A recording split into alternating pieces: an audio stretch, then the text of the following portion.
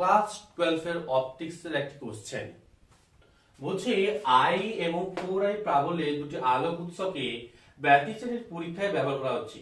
যে বিন্দুতে দুটি উৎস থেকে তরঙ্গদয় π/2, এটা হবে π/2 দশা পার্থক্য মিলিত হয়, তার প্রাবল্য কত?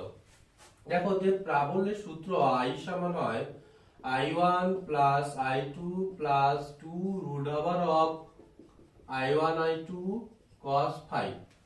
I1 I2 দুটি ভিন্ন প্রাবল্যের আলোক উৎস phi দশা পার্থক্য মিলিত হলে তুল্য প্রাবল্য হয় এটা।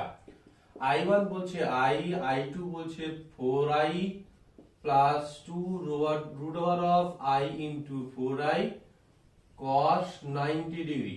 cos 90 ডিগ্রির মান 0 হয়, পুরো পার্টটা 0 হয়ে যায়, থাকে কি না 5i। অপশন বি হচ্ছে সঠিক উত্তর।